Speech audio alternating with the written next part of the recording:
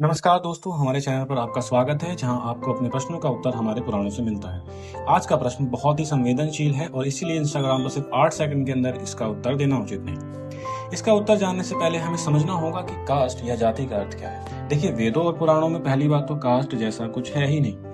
लेकिन अगर आप अंग्रेजी अनुवाद देखेंगे तो वहाँ कास्ट शब्द देखने को मिलेगा, लेकिन उस कास्ट का अर्थ है वर्ण।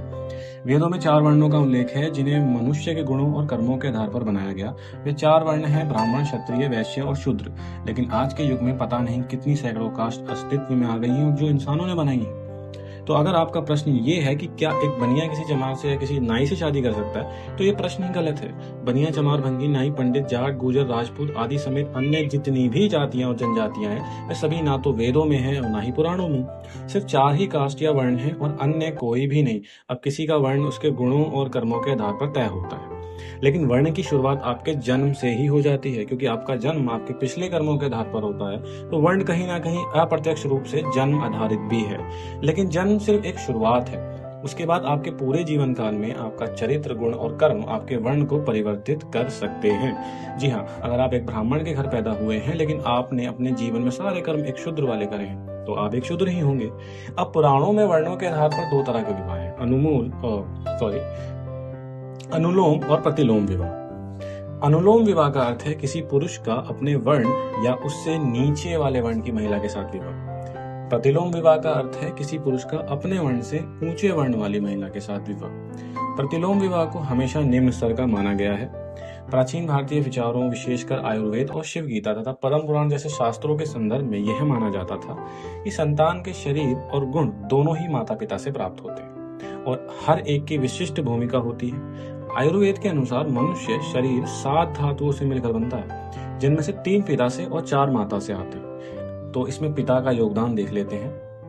पिता के योगदान में स्थिर सूक्ष्म गुण आते हैं, जिनके अंतर्गत 3 धातुएं आती हैं। अस्थि धातु हड्डी शरीर की संरचना और स्थिरता का प्रतिनिधित्व करता है। मज्जा धातु जीवन शक्ति और तंत्रिका तंत्र की महत्वपूर्ण भूमिका को दर्शाता है। शुक्र धातु वीर्य भी कह सकते हैं, प्रजनन से संबंधित और मस्तिष्क और मन की चेतना से जुड़ा होता है।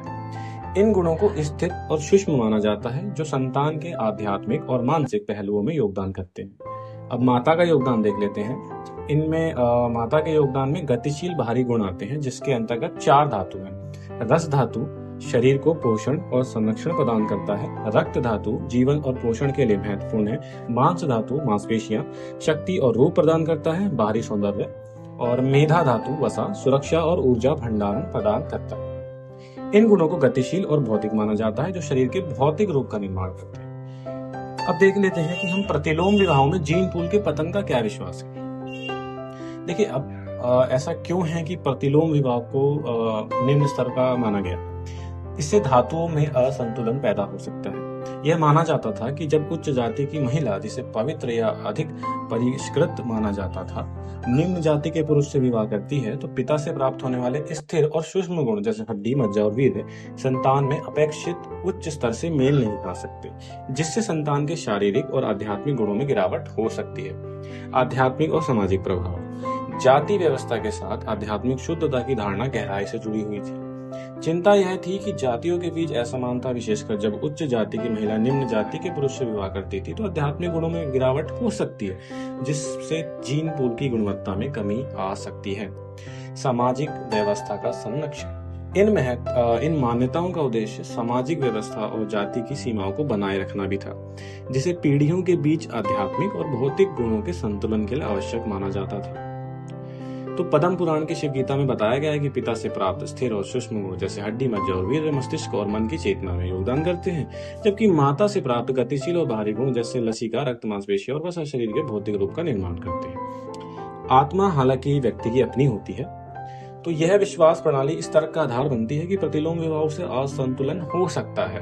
देखिए, यहाँ पे मैं इस बात को दोहराता हूँ कि असंतुलन हो सकता है, ऐसा जरूरी नहीं है, लेकिन हो सकता है, क्योंकि पिता के योगदान की कथित निम्न गुणवत्ता संतान की समग्र गुणवत्ता को कम कर सकती है, जिससे समय के साथ जीन पूल का पतन भी हो सकता है। तो हम फिर से अपने प्रश्न पर आ जाते हैं। तो अगर आप एक ब्राह्मण पुरुष हैं और आप एक लड़की या महिला से विवाह करना चाहते हैं जो बनिया है, यानी कि वैश्य है, तो पुराणों के अनुसार ये अनुलोम विवाह है, तो हाँ, इसमें कोई आपत्ति वाली बात नहीं है। आप अभी शादी कर सकते हैं और हमें बुलाना मत भूलिएगा। तो चलिए मिलते हैं अगले प्रश्न के साथ इंस्टाग्राम पर। अगर प्रश्न ज़्यादा ही बड़ा हो जाता है, प्रश्न का जो उत्तर है वो ज़्यादा बड़ा हो जाता है, तो हम यहाँ यूट्यूब पर डाल देंगे। अगर 60 सेकंड के अंदर जो उसका उत्तर है वो अगर आ जाता है तो हम उसको इंस्टाग्राम पर ही डाल देते हैं, जैसा कि हम आमतौर पर डालते हैं। तो हमें आपसे, हमारा जो निवेदन है आपसे कि हमें यूट्यूब पर आप सब्सक्राइब कर लें और इंस्टाग्राम पर हमारा पेज जो है फॉलो कर लें, ताकि मैं कहीं भी डालूं आपको आपके पास नोटिफिकेशन आ जाए। तो मैं यहाँ विराम लेता हूँ। आपसे मिलेंगे अगले प्रश्न के उत्तर के साथ। तब तक के लिए धन्यवाद।